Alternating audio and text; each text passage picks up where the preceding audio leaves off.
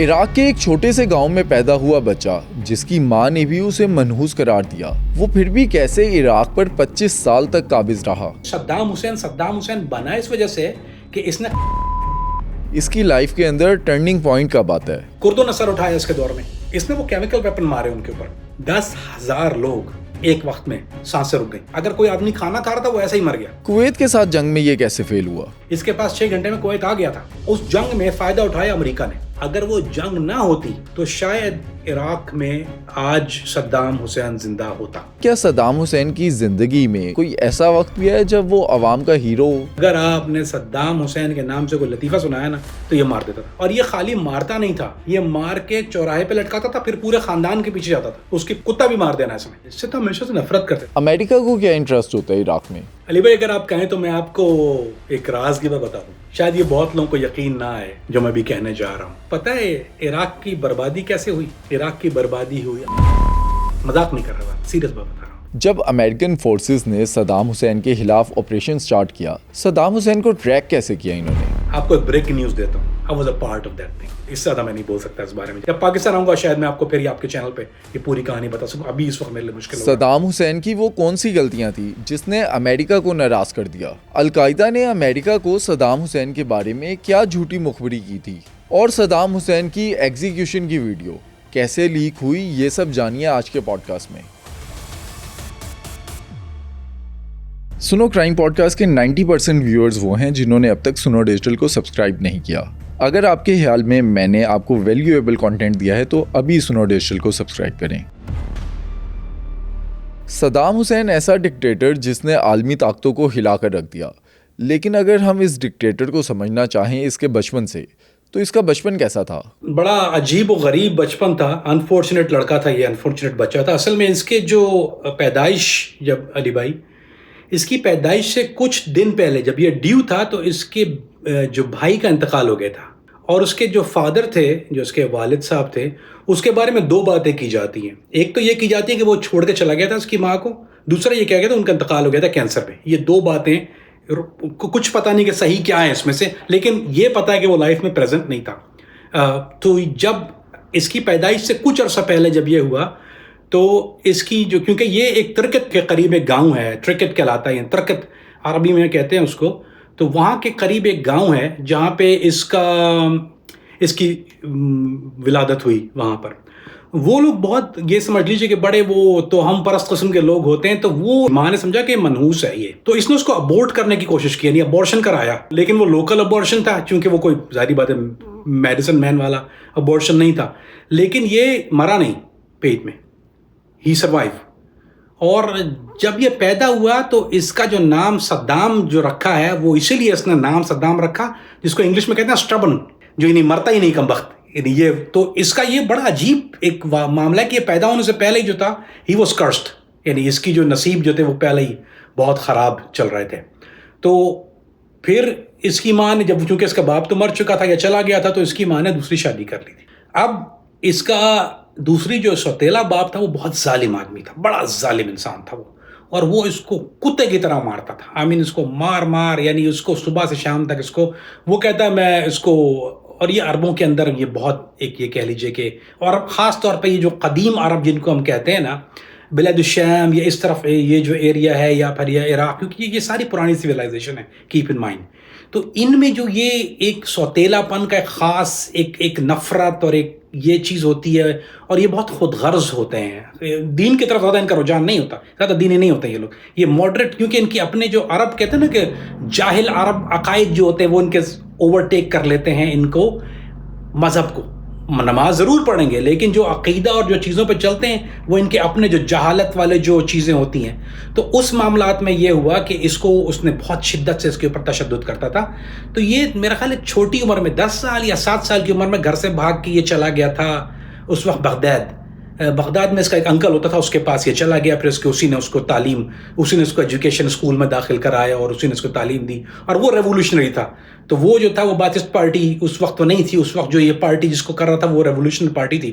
تو اس میں اس کے ساتھ یعنی وہ انکل جو تھا اس کا, اور وہ اس کی تاریخ جو رہی ہے وہ کچھ تاریخ اس میں حکومت کے خلاف وہ کچھ کام بھی کرتا تھا, اس کو ہمیشہ سے پرابلم تھے جو سسٹم تھا گورنمنٹ سسٹم عراق کا, تو وہ اس میں پارٹیسپیٹ بہت کرتا. اس کو اس میں انٹرسٹ ہو گیا تھا کافی زیادہ, کیونکہ یہ رہتا اس کے پاس تھا اور وہ اس کا سیویئر تھا وہ انکل, اور اس سے اس نے کافی چیزوں کو اڈاپٹ کرنا شروع کیا. لیکن یہ ظلم کا شکار پھر بھی رہا, وہاں لڑائی جھگڑا یہ وہ چیزیں. پھر اس کے انکل نے اس کو اسی 10 سال کی عمر میں اس کو ایک گن دے دی تھی, اسی وقت اس کو گن دے دی تھی. اس کے بعد پہلا جو اس کو تحفہ ملا, اگر اس کو کہتے ہیں first position of Saddam Hussein, اس کی جو پہلی ذاتی کوئی چیز کسی کو ملتی ہے نا, اس کے پاس ذاتی کمرہ نہیں تھا یا ذاتی کوئی روم یا بچوں کو نا کھلونے, اس کو جو پہلی ذاتی جو اس کی چیز تھی وہ تھی پسٹل.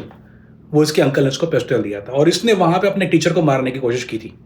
لیکن وہ پھر اس کے انکل کے جو تعلقات بہت اچھے تھے تو یہ جیل نہیں گیا وہاں پہ, اور اسی اسکول میں واپس یہ کنٹینیو کرنے لگا. تو تھوڑا سا نام اس کا وہاں اس زمانے میں بن گیا تھا, لیکن بڑا ظلم کا شکار. اس کی جو اگر بچپن کی جو چیز اگر آپ پڑھیں تو بہت ہی اذیت ناک قسم کی چیز ہے, اور شاید یہی وجہ ہے کہ اس کو جب یہ بڑا ہوا تو اس کو جو عربی میں کہتے ہیں قصاب, اردو میں بھی قصائی کہتے ہیں, تو عربی میں لفظ ہے قصاب من البغداد, یعنی یہ بغداد کا قصائی. اس کا جو نام جو لوگ اس کو عرف عام میں بلاتے تھے وہ بغداد کا قصائی بلاتے ہیں. اور کیونکہ اس کے بعد جو اس کی داستان اس نے رقم کی ہے ظلم کی, وہ میں کہتے ہیں کہ, اور دوسری بات ایک اور میں ضرور وضاحت کر دوں, تو اس کا جو آئیڈیل جو 2 شخصیات جس کو یہ پڑھتا تھا بچپن سے, وہ ایک تو ہٹلر تھا, دوسرا اسٹالن تھا. یہ 2 کی اس کے بہت قریبی, اور ایون بڑے ہونے تک بھی ان کی تعلیمات ان کی بکس یہ بہت قریب سے فالو کرتا تھا, اور اس سے بہت ایڈمائرڈ تھا کہ یہ اس کے بہت دیر the best teachers in world, جو اسٹالن اور ہٹلر. سو یہ اس کا بچپن تھا, اور وہ جو پروڈکٹ نکل کے آئی آئی تھنک وہ اس کے بچپن کا پیش خیمہ تھی. اسے عراق کی حکمران جماعت سے کیا مسئلہ تھا, ان کے اگینسٹ کیوں تھا یہ؟ عربوں کے اندر ایک سب سے بڑا مسئلہ یہ ہے کہ وہ ماڈریشن چاہے ان کی زندگی میں ہو یا نہ ہو وہ حکومت میں پسند نہیں کرتے. مثال کے طور پر محمد بن سلمان, اب محمد بن سلمان جیسے سعودی حکومت کا ابھی وہ ماڈریشن کی بات کرتا ہے, یہ بات کرتا ہے, آلدو ان کے اپنے دلوں میں, اور حکومت دلوں میں تو ہے, وہاں پارٹیاں نہیں ہوتی, ساری حرکات کرتے ہیں, لیکن فار سم ریزن یہ اپنے تقدس کی پامالی سمجھتے ہیں. اگر حکومت اعلان کر دے کہ کلب کھول دو, ننگے ناچو, اور کیا کر, خود بیٹھ کے ضرور دیکھیں گے. عربوں کی ایک عجیب نیچر ہے, یہ میں نے بہت قریب سے دیکھا ہے ان کو, کیونکہ میں رہا عربوں کے درمیان ہی ہوں, اور یہ ان کے اندر ایک عجیب چیز ہے. آپ بحرین چلے جائیں, پورا آب و ہوا بگڑا, لیکن حکومت نہیں کر سکتی ہے. دبئی دیکھ لیجیے کتنی فحاشی اور یعنی حکومت پھر بھی اعلان نہیں, یعنی لیگلی چیزیں الاؤ نہیں ہیں لیکن ہوتی سب جگہ ہیں. سو یہ وہ معاملہ, یہ وہ دور تھا, آئی تھنک اٹ واز اکتوبر 57 تک جو تھا وہ وہاں یہی معاملہ چل رہا تھا. اور آپ کو پتا ہو یا نہ پتا ہو, میں بتا دیتا ہوں آپ کے ناظرین کے لیے, کہ یہ صدام حسین بنا اس وجہ سے کہ اس نے قاتلانہ حملہ کیا تھا جو اس وقت کا پریزیڈنٹ تھا عبد الکریم قاسم, اور وہ ایک اناڑی کی بندوق تھا, اس نے فائر جلدی کھول دیا تھا. وہ عبد الکریم کا, اس کو 2 گولیاں تو لگی تھی, لیکن اس کی بھی اپنی ٹانگ پہ گولی لگی تھی اس کو ایلیمینیٹ کرنے کے چکر میں. آلدو ہی واز یعنی اوپن مائنڈیڈ تھا, لیکن یہ اس نظریے, اس سوچ کے خلاف تھا جس کو کہا جاتا ہے کہ یعنی مادر پدر آزاد قسم کا معاشرہ. اور وہ کہتا تھا کہ یہ حکومت کی وجہ سے کہ فحاشی اور یعنی جو ہے وہ عراق کے اندر بڑھ رہی ہے. اس نے اٹیک کیا, ہی کوڈ ہیو اساسن دا گائے, یہ مار سکتا تھا اس کو, لیکن یہ پینک ہو کے, کیپ ان مائنڈ, اس نے پینک ہو کے فائر ارلی کھول دیا, 2 گولیاں لگیں اس کو, بچ گیا. عبد الکریم قاسم جو تھا وہ بچ گیا. دیٹ واز اکتوبر 1957, اکتوبر 7 1957 کا واقعہ. اس کے بعد یہ وہاں سے بھاگا, کچھ لوگ اس کے اریسٹ ہو گئے تھے, یہ پورے جو گروپ میں سے تھے. اچھا ایک اور گلچ یہ تھا اس معاملے میں کہ ان لوگوں نے اسٹریٹجی پلاننگ ان کے پاس ایسی اتنی اچھی نہیں تھی. انہوں نے کیا کیا تھا کہ انہوں نے گاڑی کی دونوں طرف سے فائرنگ کی تھی, تو کچھ لوگوں کو جو گولیاں لگی ہیں وہ آپس میں ایک دوسرے کو لگی ہیں. ایمبوش جب انہوں نے کیا تو وہ گاڑی جب بیچ سے گزری تو انہوں نے سائڈ سے فائرنگ کی ہے. سو کچھ اس طرح سے کہ آپس میں بھی ایک دوسرے کو گولیاں لگی. جو کچھ اس کے اریسٹ ہوئے تھے لوگ وہ زخمی حالت میں اریسٹ بھی ہو گئے تھے. یہ بھاگ گیا تھا اس وقت وہاں سے سیریا, کیونکہ سیریا میں بھی بیتھس پارٹی وہاں پر موجود تھی. سیرین بیتھس پارٹی کے پاس اس نے پناہ لی تھی جا کر, یہ وہاں رہا, اور پھر سیریا سے یہ چلا گیا تھا. اس کے بعد مصر, اس کے بعد یہ کچھ عرصہ مصر میں رہا. مصر میں بھی وہی باطس پارٹی کے لوگ تھے اس کے جنہوں نے اس کو پناہ دی ہوئی تھی اور وہ اس کی وہ ٹریننگ, لیکن اس نے تعلیم جاری رکھی تھی. مصر میں جا کے اس نے کیا کیا تھا, اس نے لا یعنی جو ہے وہ قانون پڑھنا شروع کر دیا تھا. تو یہ قانون کا اسٹوڈنٹ رہا ہے, آلدو اس نے کبھی ایگزام پاس نہیں کیا لیکن اس نے اسٹڈی ضرور کیا تھا وہ لا. تو یہ جب مصر گیا تو یہ ایز اے اسٹوڈنٹ گیا تھا, اور اس کے بعد جب حالات بہتر ہوئے تو پھر یہ واپس آ گیا تھا. اگر ہم صدام حسین کے رائز کی بات کریں, اس کی لائف کے اندر ٹرننگ پوائنٹ کب آتا ہے؟ 2 ٹرننگ پوائنٹ ہیں اس کی لائف کے. ایک تو ٹرننگ پوائنٹ وہ جب یہ ایک جلاد ذہنیت, ایک عجیب سی, وہ تو بچپن سے جب اس کو یہ ظلم اور ستم اس کے ساتھ جو ہوا تھا, جو تاریخ رقم کی گئی, وہ اس کا تو وہ بچپن سے ہی اس کا رجحان جو تھا, ہی واز اے بلی, ہی واز اے فائٹر. وہ تو ایک چیز اس کا ایک رجحان تھا. لیکن جو صحیح اگر آپ کہیں کہ صدام حسین کب بن پایا, تو وہ جب عبدالکریم قاسم کے اوپر قاتلانہ حملہ ہوا ہے اور اس کی جب ٹانگ پہ گولی لگی, تو جب اس کی ٹانگ پہ گولی لگی ہے تو لوگوں نے اس کو بہت پریز کرنا شروع کر دیا تھا کہ یہ جیسے اس نے سر پہ حملہ بھی کیا اور یہ پھر غازی بن گیا اس کے بعد, اور پھر یہ اس نے صحبتیں برداشت کی. تو یہ وہ معاملات تھے جس میں اس کو یہ کہہ لیجئے کہ ایک نام یا پذیرائی لوگوں کی طرف سے ملنا شروع ہوئی. باعث پارٹی جب یہ شامل ہوئے تو اس وقت کچھ تقریباً 200-300 لوگ ہی ہوتے تھے, کوئی بڑی پارٹی نہیں تھی اس وقت. میں آپ کو ایک ٹوٹا یہاں پہ لگا دیتا ہوں سو یو انڈرسٹینڈ کہ یہ کتنے جلاد لوگ تھے باعث پارٹی. آپ نے آئیسس کا نام سنا ہے نا؟ جی سنیں. آپ کو ایک بریکنگ نیوز دیتا ہوں. 80% آئیسس واز باعث پارٹی. جو اس کے صدام کے لوگ جو پروسیکیوشن فیس کر رہے تھے نا, جو چھپ گئے تھے, وہ سب جا کے آئیسس بنی تھی. آپ ہر تیسرا آدمی جو مائگریٹ کر کے نہیں گیا ہے, لوکل جتنے جیسے ابو علی العراقی, عدنان, یہ سب باعث پارٹی والے تھے وہاں پہ, آل آف them. جب بھی تو یہ ظلم و بربد کی داستان انہوں نے رقم کر دی تھی وہاں پر بھی. سو یہ جو تھا, اگر یہ قاتلانہ حملہ نہ کرتا اور اس کو گولی نہ لگتی تو شاید یہ اقتدار میں کبھی نہ آتا اس طرح ٹیک اوور نہ کرتا. اور پھر جب ہی واز اے منسٹر, جب یہ منسٹر بنا, اس نے جا کے وہاں پہ اس نے بائی فورس گورنمنٹ لی ہے. ایسا نہیں تھا کہ اس کو جو تاریخ میں جو اگر آپ پڑھیں گے اس کو تو ایسا تھا کہ یہ گیا اس کے پاس, بولتا کہ ہمارے پاس ایک راستہ ہے, I want to be the new guy, اور اس کے بعد ہی ٹوک اوور. وہ جو ٹرننگ پوائنٹ تھا وہ یہاں پر تھا اس کا.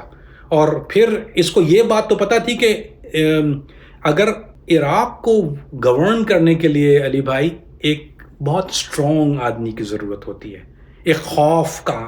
لیکن کیونکہ عراق کے 3 مسئلے بہت بڑے ہیں. کون کون سے مسئلے؟ عراق میں ایک ہے سنی, نمبر 2 شیعہ, نمبر 3 کرد. یہ تینوں مسئلے ہیں. حکومت سنی کی رہی ہے, شیعہ برداشت نہیں کرتے, کردوں کو اپنی الگ حکومت چاہیے. سب سے اسٹرانگ کرد جو لڑنے والے ہیں وہ عراقی کرد ہیں.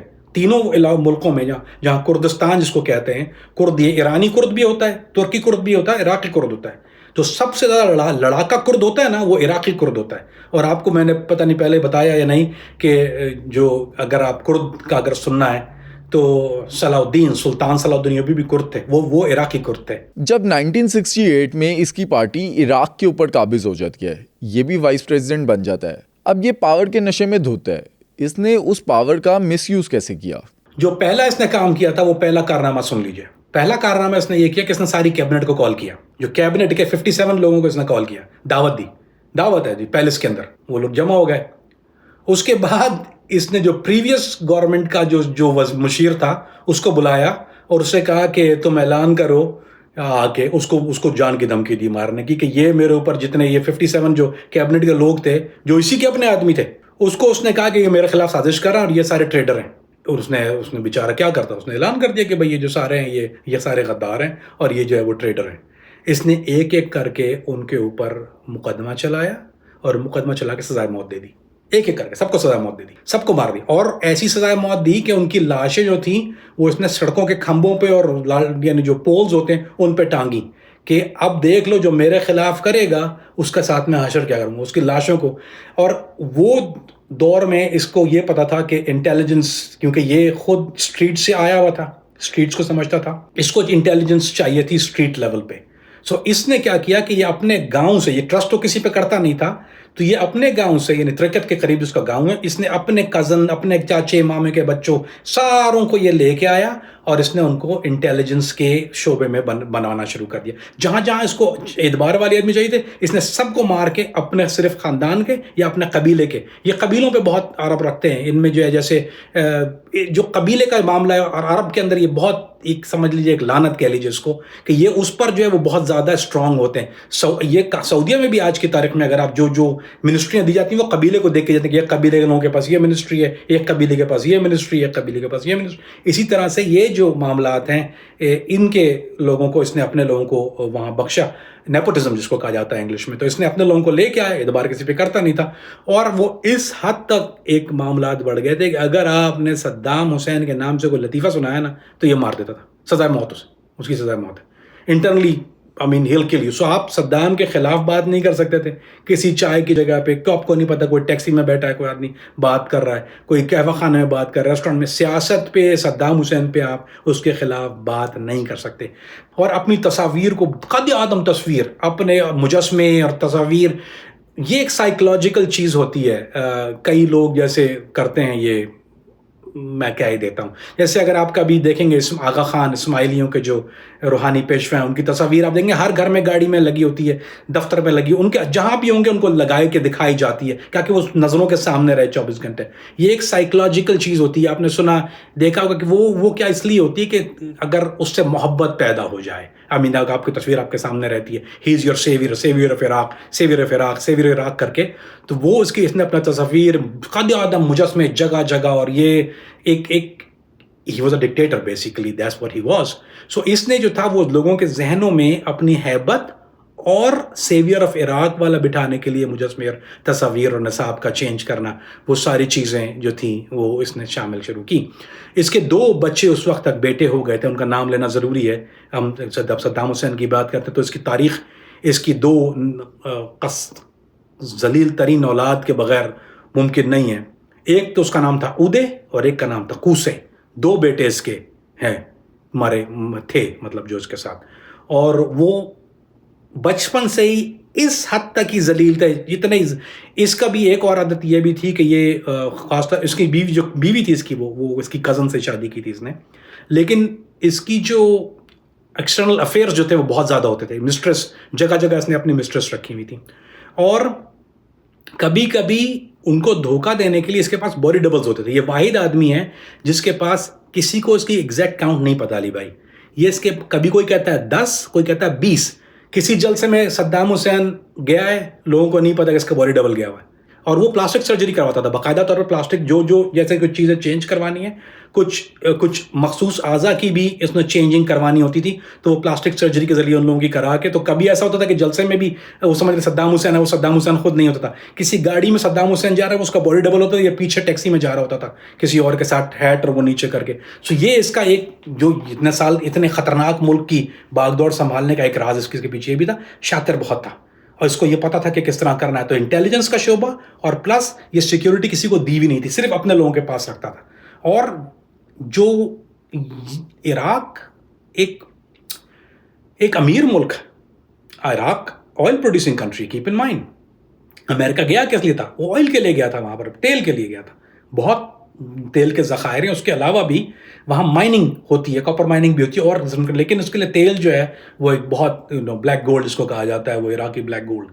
اس کے پاس وہ کنووں کے بڑے ذخائر تھے, لیکن اس نے ان چیزوں کو کس طرح سے استعمال کیا. اس نے تعلیم کو فری کر دیا تھا. اس نے تعلیم کو میٹرک تک یا پھر میڈیکل, اور 2 چیزیں اس نے عراق کی عوام کے لیے فری کی, ایک تو میڈیکل اور دوسرا ایجوکیشن. وہ فری ایجوکیشن ہے عراق. یہ اس نے اچھے کام کیے, جہاں ہے وہ کہنا چاہیے. لیکن وہ اسی لیے کہ وہ ایک رابن ہوڈ والا پورا پہلا لوٹ لیتا تھا, یعنی $1 ملین لوٹ کے آپ کو $20 دے دیے اس نے.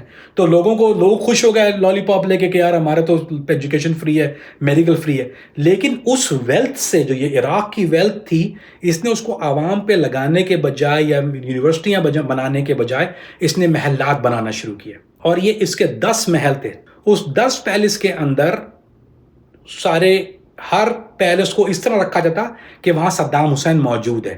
بات سمجھے گا, ایک پیلس ہے جیسے ہمارے یہاں کے لیے بھٹو فیملی کے ایک گھر ہیں, تو وہ ایک گھر ہے جہاں پر وہ ہوتے ہیں, تو وہاں اس کو as a residence, primary residence treat کیا جاتا ہے. وہاں کھانے پک رہے ہوتے ہیں یا ڈفرینٹ چیزیں ہوتی ہیں, باقی جگہ پر خاموشی ہوتی ہے.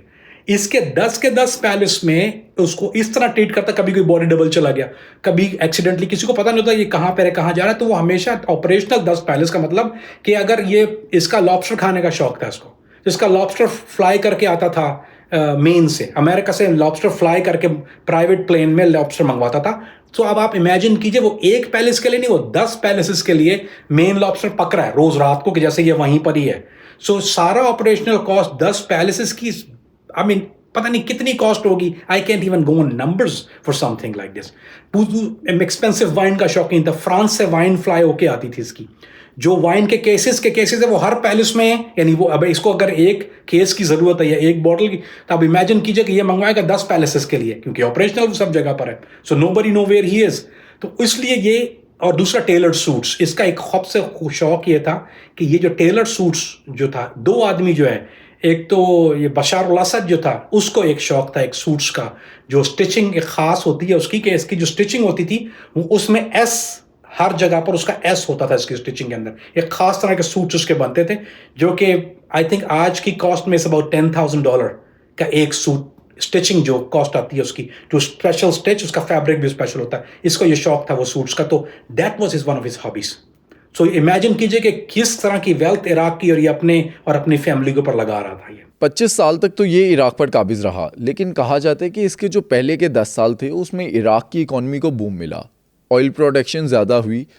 As head of the state اس کی گورننس کیسی تھی؟ دیکھیے جی, گورننس میں تو جواب نہیں ہے نا اس کا. آپ دیکھیے عراق ایک ایسی, میں آپ کو ایک تاریخی حوالہ دے دیتا ہوں. کربلا کی مٹی سرخ ہے علی بھائی, اور یہ ایک بہت بڑا قول ہے, یہ میں اپنی بات نہیں کر رہا, یہ علماء کرام کا کہنا ہے کہ جس ملک میں نواسہ رسول کا خون جس مٹی میں گرا ہے نا, وہاں کبھی سکون چین نہیں آئے گا, کبھی نہیں آئے گا. آپ دیکھیے عراق کی, اگر آپ تاریخ اٹھا کے دیکھیے اور آپ آج دیکھیے کیا ہو رہا ہے وہاں پہ, تو اس ہاتھی کو نکیل ڈال کے جو اگر اس نے رکھی ہوئی ہے, یعنی وہ زمین جہاں پہ نواسہ رسول کا خون گرا ہے, آپ سوچئے ذرا سا, کیونکہ جہاں کی مٹی لال ہے, یعنی سرخ مٹی ہے وہاں کی, اس مٹی میں اس نے کنٹرول کر کے رکھا ہوا ہے ان 3 بڑے ہاتھیوں کی لڑائی. آپس میں آج بھی کلیش ہے وہاں پر, ایک بہت بری طرح کی لڑائی ہے. کردش پاگل ہوا ہے, شیعہ سنی لڑائی زوروں پر ہے اور ہمیشہ سے. لیکن اس کے دور میں سکون رہا تھا. کیوں؟ خوف. اس نے کیا کیا تھا علی بھائی, حکمران ہونے کے, آپ دیکھیں اس کی وجہ کیا تھی. کردوں نے سر اٹھایا اس کے دور میں, کرد نے جب سر اٹھایا, اس نے کیا کیا, کرد کے اوپر بمباری کر دی. اور اس نے بمباری وہ نہیں کہ نارمل بم نہیں مارے کردستان کے اوپر, اس کو بولتے ہیں سرین, ایک خاص ایک گیس ہوتی ہے, وہ کیمیکل ویپن جس کو کہتے ہیں. اس نے وہ کیمیکل ویپن مارے ان کے اوپر. 10,000 لوگ ایک وقت میں سانسیں رک گئیں.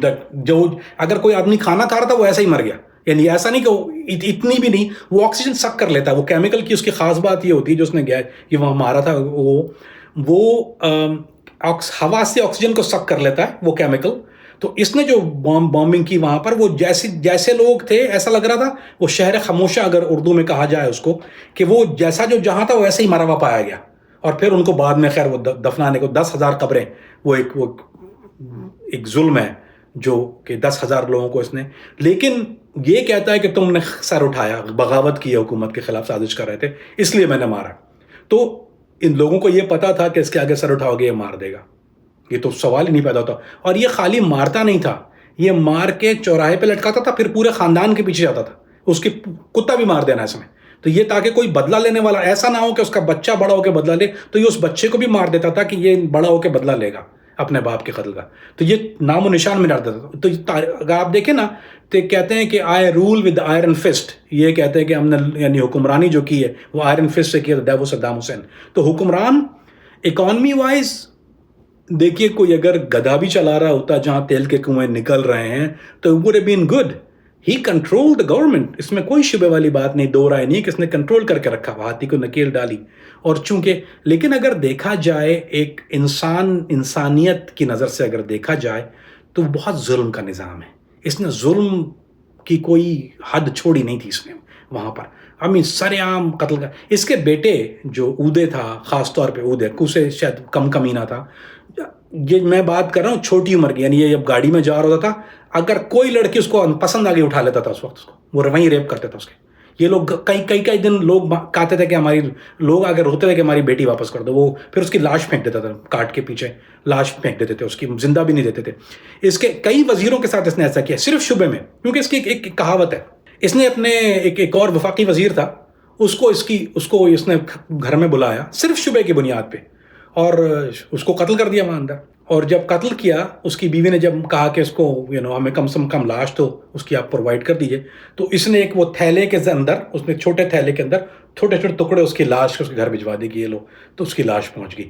سو جب یہ کہتا تھا کہ بہتر یہ ہے, اٹس بیٹر ٹو اوائڈ فتنہ, یعنی کوئی سازش کو اوائڈ کرنا, نہ کہ اس کو زندہ رہنی شبے کی بنیاد پہ مار دینا بہتر ہے, کیونکہ اگر شبے کی بنیاد پہ میں مار دوں گا تو مجھے کل پرابلم نہیں آئے گا, لیکن اگر وہ شبہ صحیح ثابت ہوا تو it could be a headache for me. So اس کا نظریہ یہ تھا کہ to rule with iron fist, اگر شبہ ہے آپ پہ شک ہے تو کیوں why take a headache, kill you, ختم کر دینا آپ کو وہاں پر. اگر آپ زندہ بچو گے تو سازش کرو گے, اور اگر مر گئے ٹو بیڈ, غلط ہے تو well I am sorry, but that's how it was. So جہاں تک اکانومی کی بات کی, وہ اپنے بجائے ارشاد کیا کہ وہ اس وقت تک کیوس نہیں تھی.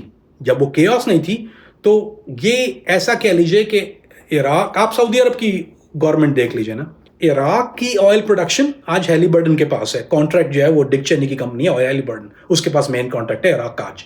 تو وہ تو $1 نکال لیتا ہے سارا آئل کو. تو آپ اس کو تو عراق کو, تو گورنمنٹ کو تو کچھ بھی نہیں ملتا, اور وہ ملے گا بھی نہیں, کیونکہ وہ جو ملٹری جو انہوں نے جو بھیجی تھی وہاں پہ, اس کا قرضہ ان کے پاس ملینز آف ڈالرز ہے. وہ ایسے اتار رہے ہیں کہ وہ ہیلی برڈن آئل لے رہی ہے, وہ ان کا ایکسچینج ہوا تھا. That's a different story. So میں آپ کو سمجھانے کے لیے کہہ رہا ہوں کہ اگر آپ سعودی عرب کی اکانومی دیکھیے تو سعودی عرب سے زیادہ آئل تو اس کے پاس عراق میں تھا آج تک, یعنی لیکن اس کے دور میں اس نے آئل کو اپنے اوپر زیادہ خرچ کیا, نہ کہ عوام کی اس کے لیے. ورنہ اس کی اکانومی اگر یہ صحیح رولر ہوتا اور اس کے یہ کہہ لیجیے کہ اگر طریقہ ٹھیک ہوتا تو he would have grown. Iraq سعودی عرب کو بہت پیچھے چھوڑ چکا ہوتا.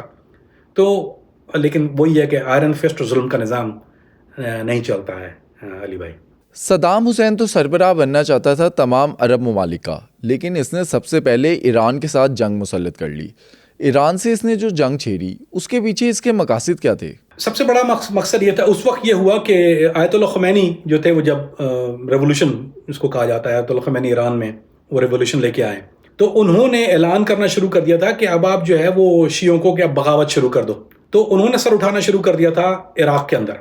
نمبر ایک مسئلہ یہ ہو کہ اب شیعوں اب کوئی ریشو کوئی نہیں کہتا. شیعہ سے اگر آپ پوچھیں گے بولیں گے وی آر ان میجورٹی, سنی سے بولیں گے بھی کوئی مردم شماری نہیں ہے, کوئی ایگزیکٹ نمبر نہیں ہے کہ کون اصل میں ہے, بٹ اٹس پریٹی کلوز.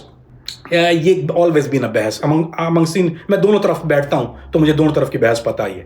سو یہ آرگیومنٹ ہمیشہ چلتا ہے کہ ہم زیادہ نمبر میں ہیں, تم زیادہ نمبر میں. تو ایک تو پہلی بات کہ وہاں اندر اپرائزنگ شروع ہو گئی تھی شیعوں کی. دوسری بات, عرب کا ایک ازلی دشمن ہے فارس.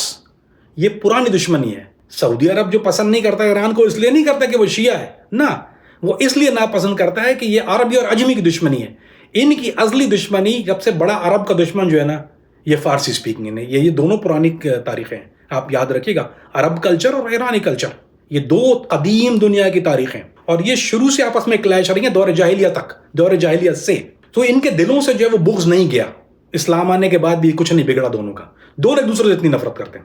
ایرانی جو ہے وہ عرب سے نفرت کرتا ہے, اور عرب جو ہے چاہے وہ دبئی کا پارٹی کرنے والا عرب, آپ اسے ایران کی بات کریں گے وہ لعنت کرے گا اس کے اوپر. آپ ایران سے کوئی ماڈریٹ آدمی لے لیں گے, وہ عرب سے نفرت کرے گا. یہ ان کے دلوں میں ہوتی ہے. اٹس لائک ڈیزائنڈ ہے, یہ بائی ڈیزائن, بائی ڈیفالٹ. تو اس کو دو باتیں تھیں. ایک تو یہ پتا تھا کہ میرا اصلی دشمن ہے, میں عرب ملک کا, اس کے ذہن میں یہ عرب ورلڈ کا لیڈر تھا اس وقت. تو اس نے, حالانکہ ایران اس سے 3 سائز بڑا ہے, 3 گنا بڑا طاقت تھی, اس نے وہ نہیں کی, حجت نہیں کی, اس نے حملہ کیا ایران کے اوپر.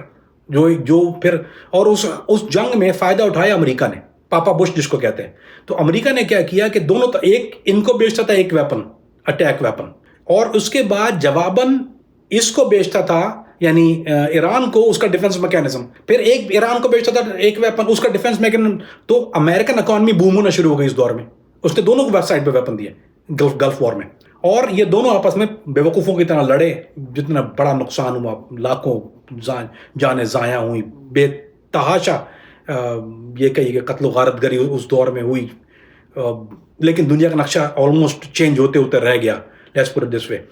اور اس کے بعد اگر وہ جنگ نہ ہوتی علی بھائی تو شاید عراق میں آج صدام حسین زندہ ہوتا. سمجھیے بات کو، باریک بات. اس نے جو اکانومی کا بیڑا غرق ہوا ہے عراق کی، وہ اس کی جنگ کی وجہ سے ہوا. ایران کی جب اس ایران سے جنگ ہوئی اکانومی بیڑا غرق ہوئی. اس نے کیا کیا، اس کو کور کرنے کے لیے اس نے کویت پہ کلیم کیا کہ کویت میرا حصہ ہے. ایران کے بعد اس نے کویت کے ساتھ بھی جنگ چھیڑ دی.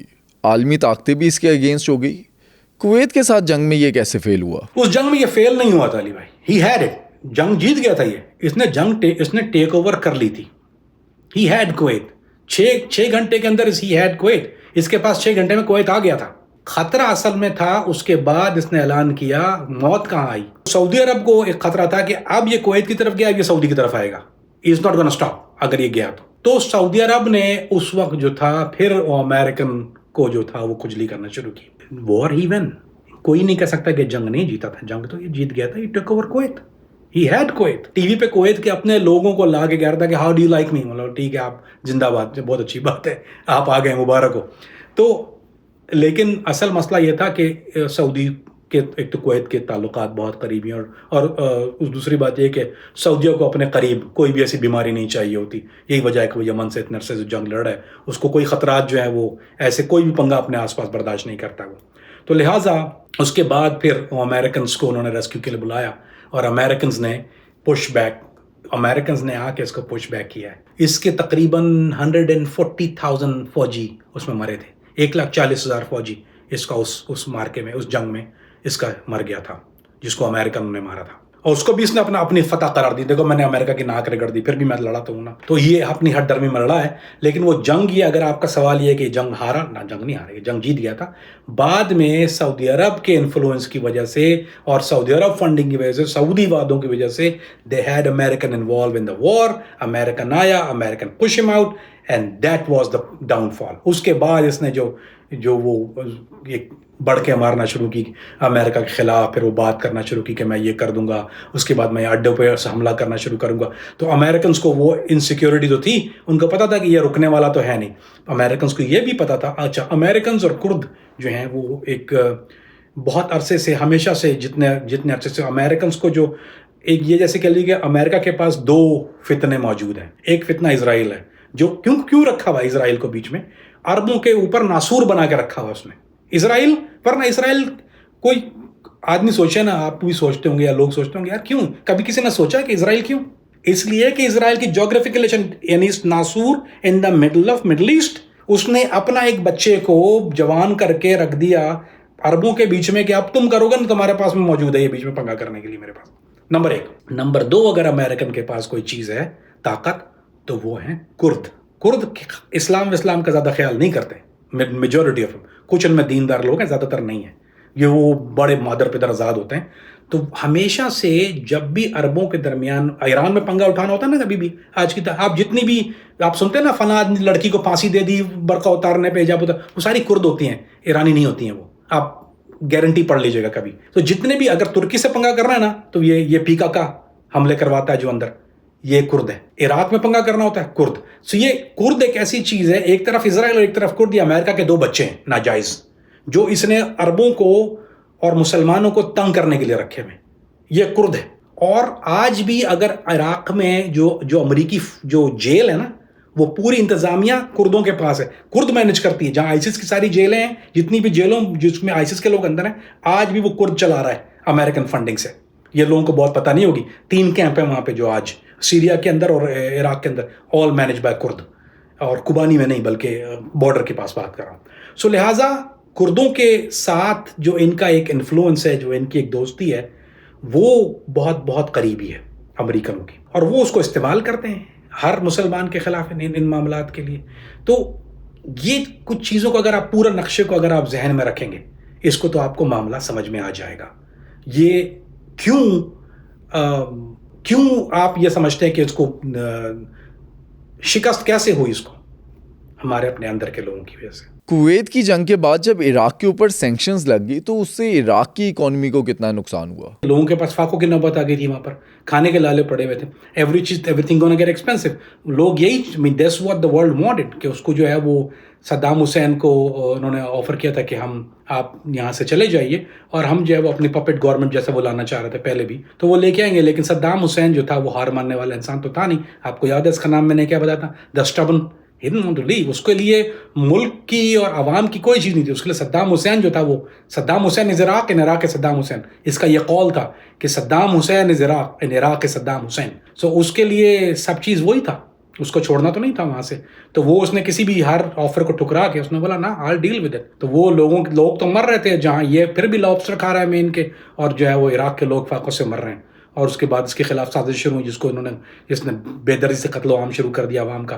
لیکن یہ کہ غربت بڑھ گئی تھی, فورن ایکسچینج کا مسئلہ شروع ہو گیا تھا, آئل امبارگو لگ گیا تھا اس کے اوپر, کوئی اور امپورٹس وغیرہ کا سب کے اوپر ٹیکسز آئے, بلیک مارکیٹ سے چیزیں آنا شروع ہو گئی تھی. ایران سے اسمگلنگ بہت بڑھ گئی تھی. جو سارا تر الیکٹرانک آتا تھا وہ ایران سے اسمگل ہو کے آتا تھا, اور وہ کرد ہی تھے جو اسمگل کر رہے تھے. سو کرد اسٹارٹ گیٹنگ ریچر, اور یہ جو ہے وہاں کی عوام جو تھی وہ غربت میں حالت میں ہو گئی تھی. تو وہی ہے. پہلے ایران اور پھر کویت کی جنگ کے بعد جب عراق کی اکانومی کو شدید نقصان پہنچا, اس وقت صدام حسین کی عوام اس سے نفرت کرنے لگی. لیکن کیا صدام حسین کی زندگی میں یا اس کے دور میں کوئی ایسا وقت بھی ہے جب وہ عوام کا ہیرو ہو؟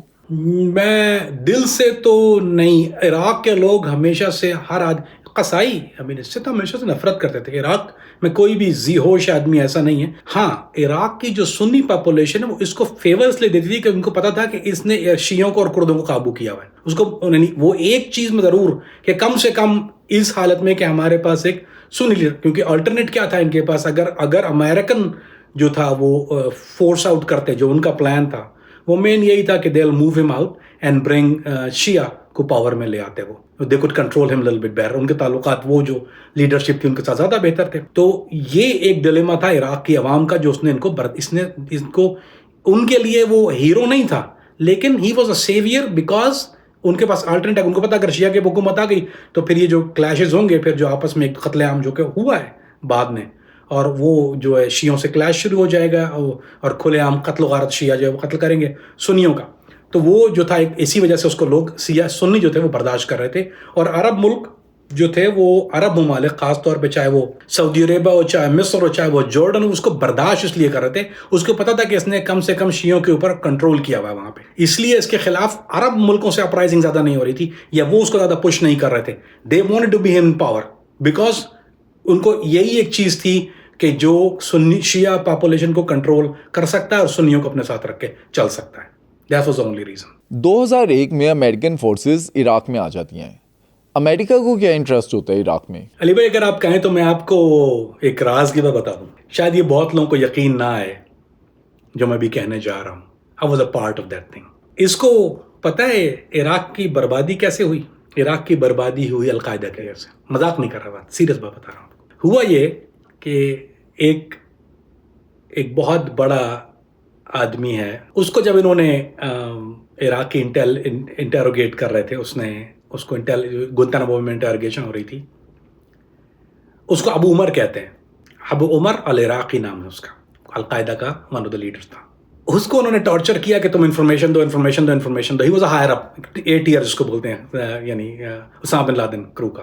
اس نے اپنی جان چھڑانے کے لیے, کیونکہ اس کو عراق سے تو ان کو پتا تھا عراق میں یہ صدام حسین کے حالات کیسے ہیں, یہ مسلمانوں کا دوست تو ہے نہیں, and they hated him. اس نے جو تھا وہ انٹیروگیشن کے دوران کہا کہ ہمیں جو سپورٹ کر رہا تھا وہ عراق اور صدام حسین کر رہا تھا. اس نے بولا کہ یہ بھی دشمن ہے وہ بھی دشمن ہے.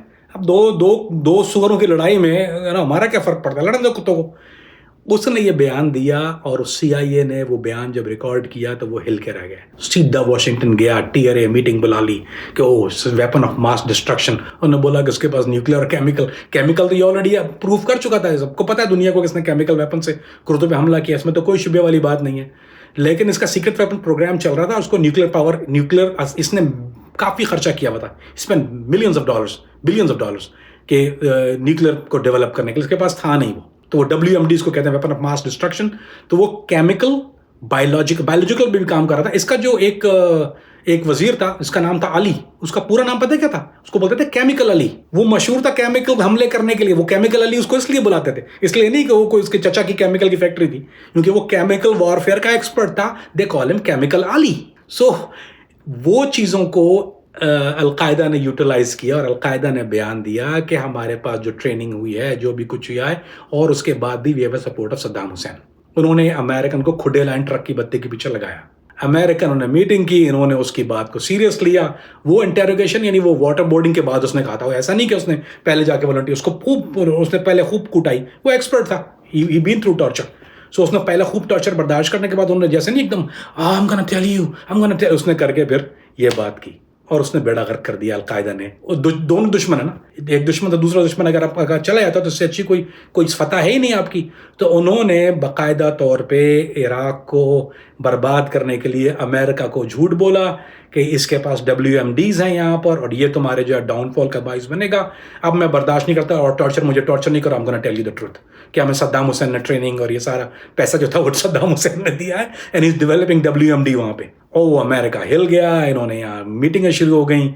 वन ऑफ माई कोलीग्स और मेरे बॉसेस जो थे वो उसमें मौजूद थे इस पूरे मामले. इससे ज़्यादा मैं नहीं बोल सकता इस बारे में. जब पाकिस्तान आऊँगा शायद मैं आपको फिर ये आपके चैनल पे ये पूरी कहानी बता सकूँ. अभी इस वक्त मेरे लिए मुश्किल होगा कि क्योंकि वो मैं और दोनों साथ काम कर रहे थे, वन ऑफ माई बॉसेस. तो उसको फिर उन्होंने भेजा WMD के लिए. फिर उसने वहाँ पे जाके उसको रिसर्च किया. वो उसको कोई WMD की कोई चीज़ नहीं मिली. उसने नेगेटिव बयान दिया कि लेकिन उन्होंने उस वक्त तक फैसला कर लिया था कि वाई टेक ए चांस, क्योंकि ये ऑलरेडी केमिकल हमले तो कर चुका है. एक जो अमेरिकन थिंक टैंक होते हैं वो they look at it this way. Now we have a motive कि ही इज़ हेल्पिंग 9/11 में. इसने जब वो हेल्प की अलकायदा की, ठीक है, हमारे पर हमला करने के लिए. क्यों? He was angry.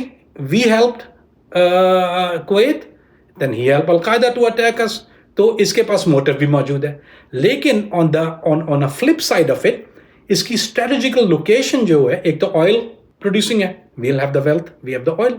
हमें जब हम ड्रिल करेंगे तो दैट्स आवर ऑयल. जब हम अटैक करेंगे we take over the country, that's our resources ना, विल टेक इट. जो कि अभी वो ले भी रहा है and they been taking it for a while. Plus we'll have a better location for American, जिसको फौजी अड्डे कहते हैं या जिसको आप पोस्ट अमेरिकन पोस्ट कहते हैं, या जो मिडल ईस्ट को कंट्रोल करने के लिए वी हैव सीरिया जो कि ट्रबलसम है one side. So we are close to Syrian on that side. We are close. सबसे लंबा बॉर्डर ईरान हमेशा से जो है वो एक थॉर्न रहा है अमेरिका के लिए. सो सबसे लंबा बॉर्डर अगर किसी मुल्क का है तो वो इराक का है. So we can control Iran on this side, we can control Syria on other side. अगर हम होते हैं तो जॉर्डन यहाँ पर that's a friendly, but still we keep in control, क्योंकि सबसे करीब जो है उसके वो इजराइल है. उसके बाद वहाँ पर that's another strategic location. पर ऑयल उसके बाद, so we can dig as much oil as we can. तो अगर ये सही नहीं भी है, जो कि अमेरिकनों ने जब अपने इंटेलिजेंस को वहाँ पर भेजा तो उनको जो न्यूज़ आई थी वो नेगेटिव ही आई थी, पॉजिटिव किसी ने भी नहीं दी थी. Nobody give one positive reports कि यहाँ पर इसके पास WMD है. They never find any WMD. पर अमेरिका के लिए उस वक्त वो एक अच्छा मौका था to take over Iraq, because जिसकी वजह मैंने आपको एक्सप्लेन की, दो बड़ी वजूहात. और उन्होंने फिर they decide to take over Iraq. एक चीज़ उनको आइडिया नहीं था कि ये भेड़ों का छत्ता है. This thing can never be control. जैसे मैंने आपको पहले कहा कि जिस सरजमीन पे नवाज़ रसूल का खून गिरा हुआ है, वहाँ ये मट्टी लाल ही रहती है. You can go in but you can't come out. Although America ने एक बहुत बड़ी जेनोसाइड वहाँ पे किया. दे बॉम्ब इट प्लेस. इन्होंने ऐसे होता था कि हमवीज के ऊपर जो 50 कैल होता है उससे वो बगैर कि बिला तफरीक बस वो फायर करते फिर चेंज करते थे पट्टे को. They start killing people for no reason. जैसे मिसाल के तौर पे ऐसा भी किया अमेरिकन फौजियों ने वहाँ पर. This is been on the record चीज़ मौजूद है कि फौजियों को इस बात पे कोर्ट मार्शल करने के लिए बुलाया, लेकिन छूट के सज़ा नहीं हुई. उनको ड्रामा करने के लिए किया कि जैसे उनको पता था कि जैसे एक गाँव के अंदर एक घर है और उसके पास जो सोर्स ऑफ जो लिविंग है वो उसकी एक मवेशी है जिससे उसके बच्चे दूध पीते हैं. In have a small farm जहाँ वो ग्रो करता है, उसकी खजूरें उगती हैं या कुछ अपनी सब्जियां उगाता है. तो अमेरिकन मिलिट्री जब जाती थी जब आउटस्कर्ट में, तो वो उसको बर्न कर देती थी उस फार्म को, जहाँ वो उसका यानी खेतों को आग लगा देते थे और जानवरों को मार देते थे. उसके बाद आपने असल में तो आपने इंसान को तो नहीं मारा ना, लेकिन अगर दर हकीकत कहा जाए तो आपने कत्ल तो कर दिया. अगर एक आदमी की फैमिली रिलाई करती है उस क्रॉप के ऊपर और उस जानवर के बजाय, आपने वो ख़त्म कर दिया तो यू किल्ड इट. تو دنیا کے جس خطے میں امریکہ گیا آپ ایک ایک کر کے ملک گننا شروع کیجئے, وہاں پر یہ بربادی لے کے آیا, کیونکہ یہ نظام حکومت اپنا لے کے آنا چاہتے ہیں وہاں پہ. It's not gonna work. ہم لوگ مسلمان بالخصوص اور بالعموم عرب جن کے اندر یہ خون ہے, وہ اس ڈیموکریسی کے لیے ڈیزائن نہیں ہے. ہم لوگ we are not program for this thing, we don't like that. ہم لوگوں کے لیے وہ ڈنڈے کا نظام بہتر. جب تک آپ ہم لوگوں کو ڈنڈے کے نیچے رکھیں گے وی گونا پرفارم بیٹر. جہاں آپ نے ڈنڈا اٹھا, ہمارے اسکولوں میں مار کھا کے بچہ سیکھتا ہے. جہاں امریکن اسکولوں میں پاکستانی بچوں کو دیکھ لیجئے, وہ شرابیں پیتا ہے, چرسیں پیتا ہے. They not gonna do it. یہاں کے بگڑ. سو لب لباب میری بات کہنے کا یہ ہے کہ ہم لاتوں کے بوت ہیں, ہم باتوں سے نہیں مانتے. جب امریکن فورسز نے صدام حسین کے خلاف آپریشن سٹارٹ کیا, صدام حسین کو ٹریک کیسے کیا انہوں نے؟ اچھا, انہوں نے ایک اسکواڈ لگائی تھی, انٹیل اسکواڈ انہوں نے صدام حسین کے اوپر لگائی تھی, جو اس کو ٹریس کر رہے تھے. they were tracing it back. کیونکہ صدام حسین جو تھا وہ safe house to safe house move ہوتا تھا. اس کے اپنے سیف ہاؤسز تھے ڈیورنگ his presidency, ڈیورنگ اس آمریت کے دور میں. اس نے سیف ہاؤسز بنائے ہوئے تھے ایک مختلف جو, اور وہ سارے جو تھے وہ سنی جو علاقے تھے نا, ڈینس سنی علاقے, وہاں پر تھے. اور امریکہ کو شاید یہ تھا کہ یہ شاید ریزسٹنس ہوگی, so they put one of the intel squad جنہوں نے اس کے پیچھے لگائی تھی.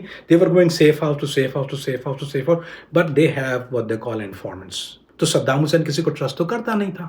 سو پر ایک جگہ پر آخر میں جب ان کو آئیڈیا ہوا کہ وہ گاؤں میں کچھ تھوڑا سا ان کو آئیڈیا ہو گیا تھا کہ وہاں پر کچھ موومنٹ ہے ایسی.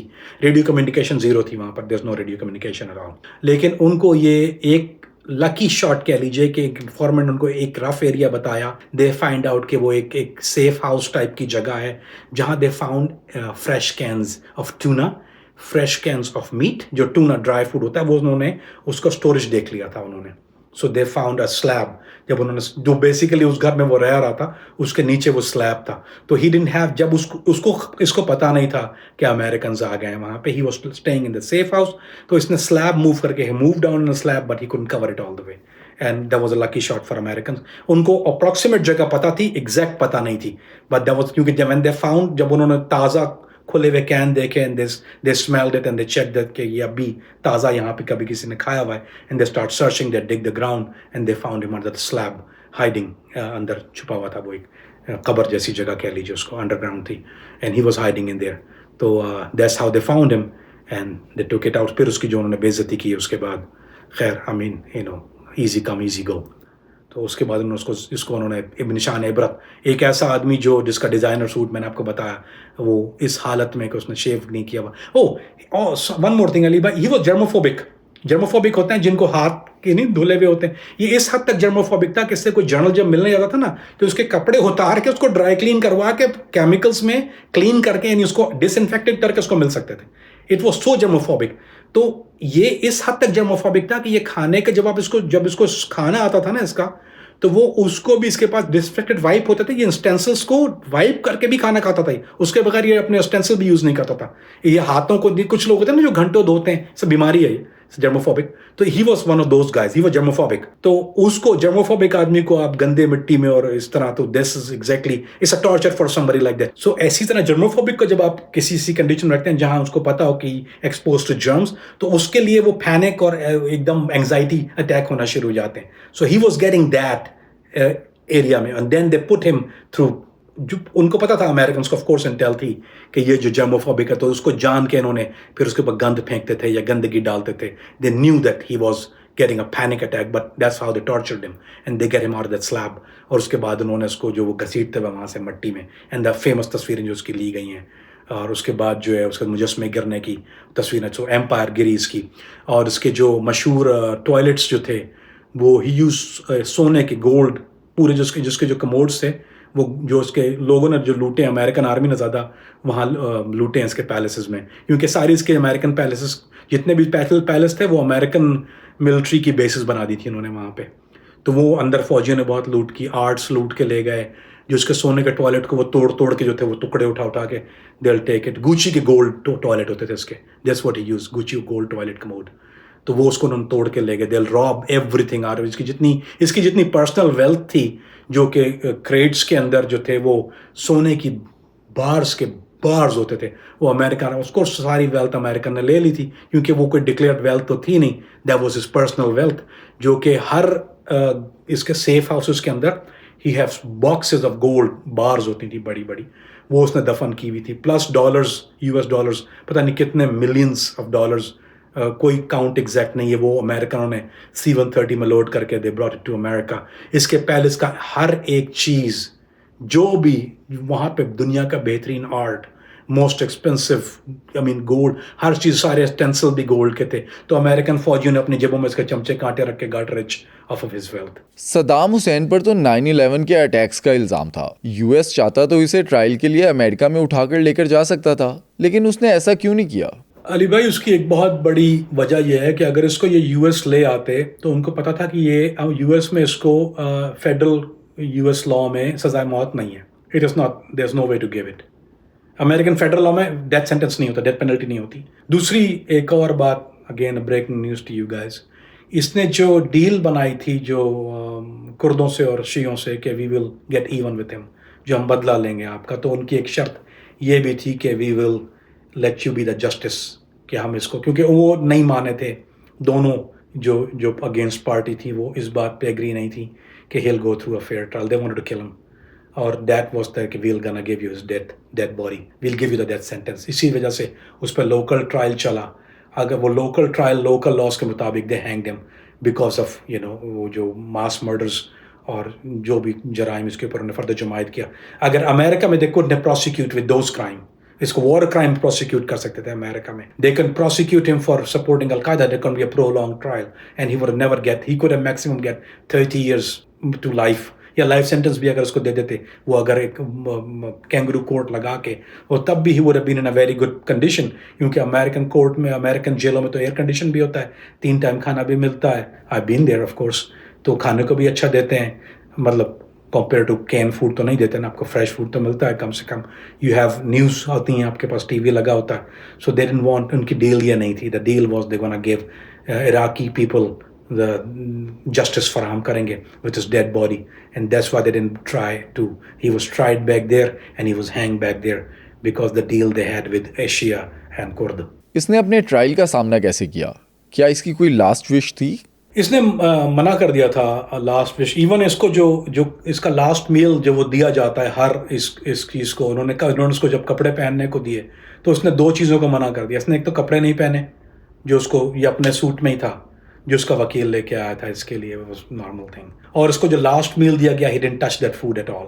लेकिन इसने ये मना कर दिया था कि मुझे चेहरे पर जो है वो नकाब नहीं पहनूंगा मैं, जो वेल कहते हैं उसको, वो वेल जो है वो नहीं पहनूंगा। तो ही स्टार्ट फाइटिंग दैट वेल कि he didn't want to be in that जो मास्क चढ़ाते हैं वो that he fight against it। पर he by the time he was, इसको उस आखिर तक इसको उम्मीद नहीं थी या इसको आइडिया नहीं था कि they're gonna hang me, I'm still, इसकी अपने वही एक illusion में था कि somehow I'm gonna be saved, somehow the trial gonna flip, but it didn't happen and he got hanged। But he was not he was beyond his expectation। जब इसको realize हो गया कि I am, then he was that broken down guy। अगर आप उसके last trial देखेंगे जब ये हो रहा है, तो he was not the same Saddam Hussein as you saw in previous trials। जब सद्दाम हुसैन की एग्जीक्यूशन हुई तो उसकी वीडियो बनाकर वायरल की गई। क्या ये सब कुछ प्री प्लान्ड था? वो इसको इबरत का मुकाम बनाने, वो जो ये इबरत का जो था, ये वहीं से शुरू किया जब इसको इन्होंने स्लैब से निकाला था उससे। वो आपने देखा होगा वो तस्वीरें, that's irrelevant, that's not American way of doing things. लेकिन वो जो किसी को जब इबरत का ये मुकाम या निशान बनाते हैं तो that's how they make example out of you. This is exactly what they did. उन्होंने यही पैटर्न पे चला, दे टुक इट आउट, वहीं से ले जा के फिर उसको वो कोर्ट में ले जा रहे हैं और कोर्ट में ये चीख रहा है से आम द प्रेसिडेंट को जंगले में बंद कर रहा है। आप देखेंगे इसका कोर्ट जो था वो पब्लिक ट्रायल था, वो आपको आज भी मिल जाएगा। तो देखिए इसकी बेइज्जती, वो जज के आगे खड़ा होकर, nobody could ever talk to Saddam Hussain, लेकिन वो जज ये बोलता I am the president, I am, you are talking to the president of Iraq, और वो उसको बीच में बोलता है कि no you are not, you are, उसको यानी जलील कर रहा है। वो जज आके उसको पब्लिकली उंगलियां उठा के उसको, so that was one of the thing कि इसको जो था वो निशान इबरत बनाने के लिए वो पूरा ट्रायल इन्होंने उसको पब्लिक किया कि देखो ये इतना बड़ा फिरौन बनता था अपने वक्त का और आज ये किस हाल में हमारे रहम करम पे। और उसके बाद जो उन्होंने उसको फांसी लगाई और उसकी वीडियो वायरल की कि जब ये लटका हुआ है, वो सारी चीज़ें, that was a part of the American plan. और प्लस ऑल्सो जो इनको जिनसे इसकी डील हुई थी, जैसा मैंने पहले कहा, कुर्द और शिया दोनों पार्टी थे इसमें, and they were part of it as well. अगर हम कंपैरिजन करें सद्दाम हुसैन और हिटलर का, ان دونوں میں سے ظالم کون زیادہ تھا؟ ہٹلر سے تو کون زیادہ ظالم تھا؟ ہٹلر وہ کچھ سوچ بھی نہیں سکتا تھا جو صدام حسین نے اچیو کر لیا. یہ تو تاریخ ہے. دس از ناٹ مائی تجزیہ, یہ نہیں, this is history and this is been done by many other guys and they compare with him. اس کو انہوں نے جس کو بھی اس نے ہٹلر سے, جو کہ اس کا استاد تھا, تو جو ہٹلر جو نہیں اچیو کر سکا وہ اس نے اچیو کیا. ہٹلر کے اوپر وہ باڈی کاؤنٹ نہیں ہے آج کی تاریخ میں جو باڈی کاؤنٹ صدام حسین کے اوپر ہے. ہٹلر نے اپنے لوگوں کے ساتھ یعنی ایسا سلوک نہیں کیا, یعنی وہ جو سرین گیس, جیسا میں نے کو بتایا کہ آکسیجن, ایک ہوتی ہے موت, آپ نے بم مارا, دھماکہ ہوا, شارپنر لگے, آپ مر گئے. ایک ہوتی ہے جو کیمیکل کی جو موت ہوتی ہے نا علی بھائی, میں نے وہ لاشیں دیکھی ہوئی ہیں, وہ اللہ نہ دکھائے کسی کو. وہ صدام سیریا میں نے بشار نے جو مارے تھے, میں نے وہ لاشیں دیکھی ہوئی ہیں. اور جو وہ جس کو ایک دوسری چیز ایک بم استعمال کرتے ہیں اس کو جہنم کہتے ہیں. عربی میں اس کا کوئی نام نہیں ہے, اس کو جہنم بولتے ہیں. عرب مجاہدین اس کو جہنم بولتے ہیں. وہ جہنم اس لیے بولتے ہیں کہ وہ فاسفورس کے بڑے بڑے بیرل ہوتے ہیں, وہ بیرل جو ہے وہ یہ پھینک دیتے ہیں بلڈنگ کے اوپر یا گھر کے اوپر. تو وہ جب فاسفورس گرتا ہے کیمیکل ریئیکشن سے, اٹ اسٹارٹ برن. وہ کیمیکل برن جو ہے نا علی بھائی, ایک ہوتی ہے چولہے کی آگ, ایک ہوتی ہے لائٹر. آپ اپنا کبھی جلا کے تجربہ کریں ذرا, تو اپنا ہاتھ یہاں پہ رکھیے اتنا اوپر آگ سے, دیکھیے کیسا فیل ہوتا ہے. امیجن یہ جو کیمیکل کی آگ ہوتی ہے اس 10,000 ڈگری زیادہ ہوتی ہے.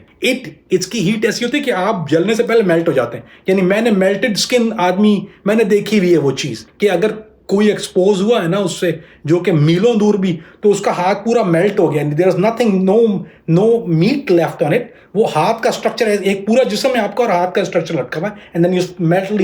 اگر وہ میلٹ, پورا چہرہ میلٹ ہو جاتا ہے, صرف ہڈیاں رہ جاتی ہیں. I have seen that with my own eyes. اور جو this is what he used. So Hitler کے اگر آپ دیکھیں تو اس کی کریڈٹ میں کوئی ایسی چیز نہیں ہے. ہٹلر ڈڈ کل پیپل. ہٹلر نے he didn't do it indiscriminately murders like this. He did.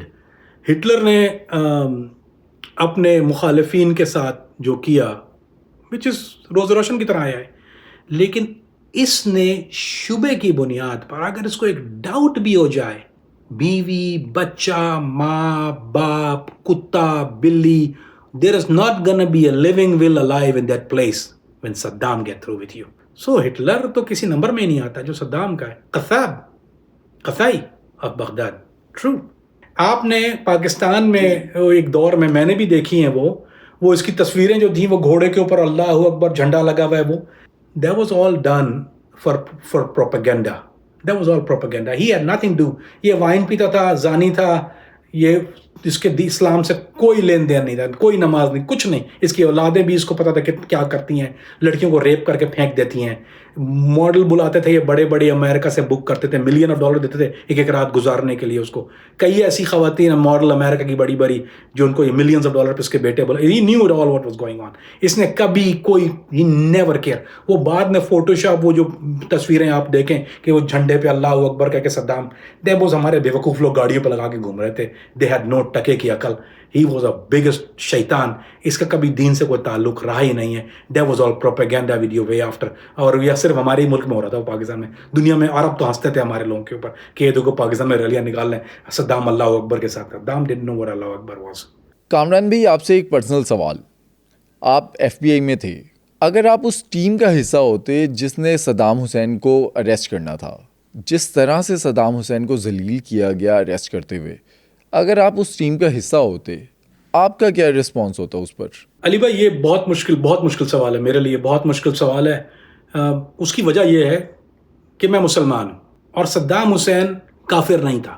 یہ تو نہیں کہہ سکتا وہ کافر تھا. اس نے گناہ کبیرہ کیے, اس نے غلط کام کیے, لیکن میرے پاس کوئی ایسی دلیل نہیں ہے کہ اس کو میں تو کفر کا فتویٰ نہیں لگا سکتا. تو اگر وہ کافر ہوتا تو پھر میرا سوال آپ جواب بہت ڈفرینٹ ہوتا کہ پھر اس کا معاملہ جو ہے وہ کفار والا کیا جائے. لیکن ایز اے مسلمان, ایک مسلمان دوسرے مسلمان کے ساتھ مل کے ایک دوسرے آدمی کو, یعنی امریکہ جو ہے وہ کافر ہے, تو اس کی مفاہمت میں اس کے ساتھ مل کے مسلمان کو ذلیل کرے, شاید میرے ساتھ یہ میں نہ کر سکتا. یہ میرے لیے ممکن نہیں تھا, چاہے میرے پاس آرڈرز بھی ہوتے, کچھ بھی ہوتا. I have a mind of my own. I would have never taken a part of it. کہ سزا دینا ایک الگ بات ہے, that's a part of my job, arrest and put him to trial. Yes, I can do that. اور اس بات پہ میں کبھی I'm not gonna shy away اور میں کہوں گا میں نے نہیں کیا. I have done it many times. And مجھے اس پہ کوئی embarrassment نہیں ہے. لیکن میں نے کبھی کسی کو ذلیل یا کسی کو مٹی میں نہیں ملایا, میں نے کسی کی عزت کو خاک نہیں کیا. I took him where the justice need to be served, justice have been served. لیکن ایز اے مسلمان ٹو اے مسلمان, ہاں میرے ساتھ یہ کئی جگہ ہوا کہ اف آئی کین گیو ہم چائے, اگر میرے ساتھ کوئی انٹروگیشن کرا, I'll make sure he eat good. میں اس کے لیے جو دوسرا آدمی نہیں کرے گا, I'll make sure he نماز پڑھ لے, وہ چائے بھی پی لے. اگر I bring him the best food there is, جو میرے اختیار میں اس کا اچھا کروں گا, لیکن I had to bring him to the law, یہ میری جاب ہے. So I could have probably bring him to justice, but I would have not. اس کو میں اس طرح ذلیل, سوال ہی نہیں پیدا ہوتا کرتا ایک مسلمان کو, چاہے وہ کتنا بڑا گناہگار ہے, کتنا بڑا دجال ہے, یا اس نے کتنی چیزیں کی ہیں, کیونکہ یہ پھر آخر میں جو اس کا معاملہ ہے یہ اللہ کے ساتھ ہے, وہ اللہ اس کی سزا کا فیصلہ کر رہا ہے, میں کون ہوں تو اس کو ذلیل کرنے والا. آپ کے خیال میں صدام حسین کی وہ کون سی غلطیاں تھیں جس نے عراق کو برباد کر کے رکھ دیا؟ ہمیں کامنٹ سیکشن میں بتائیں.